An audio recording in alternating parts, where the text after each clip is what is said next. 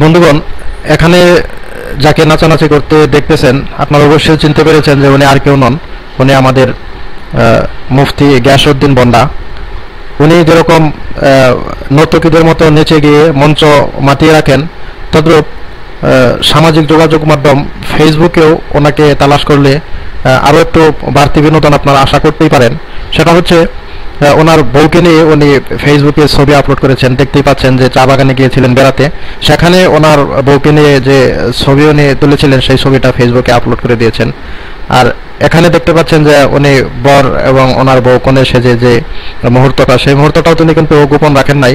যদিও পরিবার পরিজনের মধ্যে যারা মেয়ে লোক আছে তাদের পর্দা করাটা ফরজ, হ্যাঁ, উনি কিন্তু সেটা পর্দা রাখেন নাই, উন্মুক্তই করে দিয়েছেন সবার জন্য।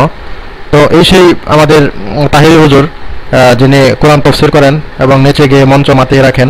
তো এখন আমি আপনাদেরকে দেখালাম যে উনি শুধু ওয়াজ মাহফিলেই মানুষকে বিনোদন দেন না, উনি সামাজিক যোগাযোগ মাধ্যমগুলোতেও মানুষকে যথেষ্ট বিনোদন দিতে চেষ্টা করে থাকেন। আর এই সমস্ত আকাম কুকামগুলো আমি তুলে ধরি বলেই আমাকে অকথ্য ভাষায় আপনারা অনেকেই কমেন্টস করেন, গালিগালাজ করেন, কিন্তু লাভ নেই। সত্য আমাকে বলতেই হচ্ছে, সত্য আমি বলবই এবং সত্য আমি তুলে ধরবই। আপনারা যতই বকাবকি যতই গালাগালি করেন, আমি কিন্তু থেমে নেই। আমি যেখানেই দেখব সে যত বড় বিদ্বানী হোক আর সে যত বড় বিশ্ববিখ্যাত বক্তাই হোক না কেন, সে যদি কোরআন এবং হাদিসের বাহিরে আপত্তিজনক কোনো মন্তব্য, কোনো কথা বা কোনো বক্তব্য প্রচার করে, তাহলে অবশ্যই আমিও সেটা প্রচার করতে দ্বিধাবোধ করব না। তো আশা করব বর্তমান এই জ্ঞান বিজ্ঞানের যুগে আপনাদের নিজেদের মগজটাকে একটু খাটিয়ে চলাফেরা করবেন। কারণ যে সমস্ত লোককে মহব্বত করে আমাদের মতো হকপন্থী লোককে আপনারা গালিগালাজ করছেন, এগুলো ঠিক না, এগুলো করবেন না। হ্যাঁ, আর গালাগালি করলেও লাভ নেই, আমরা সত্যকে প্রকাশ করবই।